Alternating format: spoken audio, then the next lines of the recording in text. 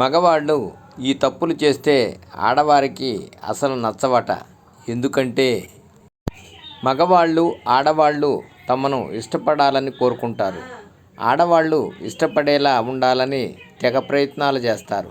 అన్నిటికన్నా ముఖ్యంగా ఆడవాళ్ళ ఇష్టాలను తెలుసుకుంటారు. వారిని మనసును గెలుచుకునే ప్రయత్నం చేస్తారు. తమని ఇష్టపడాలని మగవారు ఎక్కువగా కోరుకుంటారు.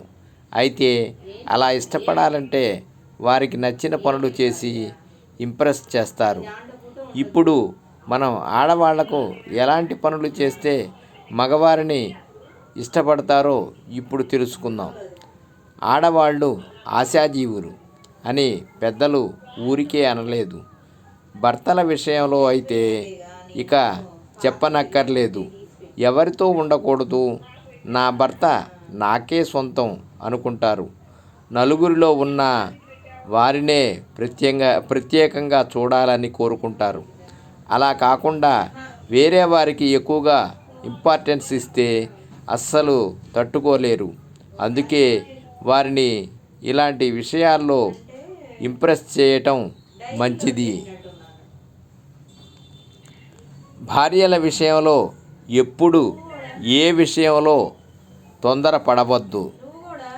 రొమాంటిక్ జోక్స్, రొమాంటిక్గా మాట్లాడటం, అలాంటి ఫోటోలు వీడియోలు పంపటం అస్సలు నచ్చదు. గుర్తుపెట్టుకోండి. కాబట్టి అలాంటి తొందరపాటు నిర్ణయాలు తీసుకోవద్దు. వాళ్లకు ఎలా ఇష్టమో అలా చేస్తే ఇక మగాడికి స్వర్గమే. గుర్తుపెట్టుకోండి.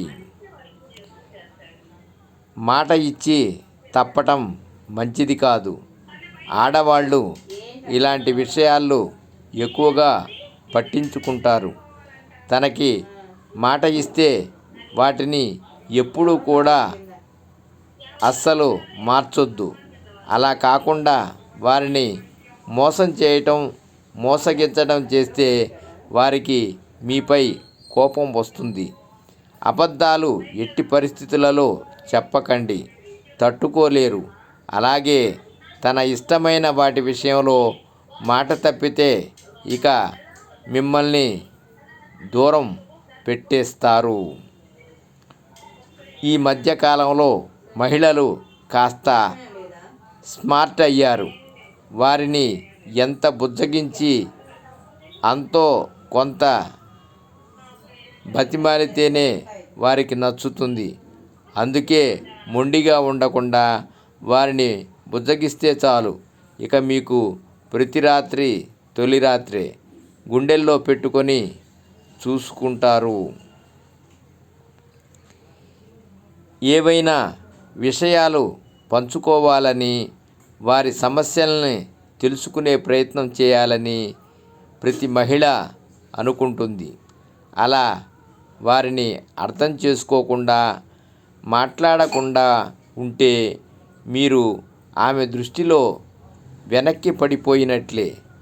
చాలామంది ఆడవారు మగవారిని తిరస్కరించడానికి ఇలాంటి చిన్న విషయాల గురించి తెలుసుకోవటం మంచిదే.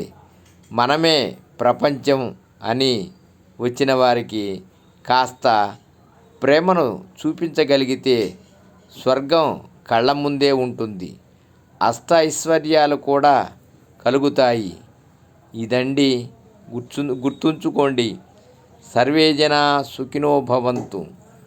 ఓం నమః శివాయ. ఓం నమః శివాయ.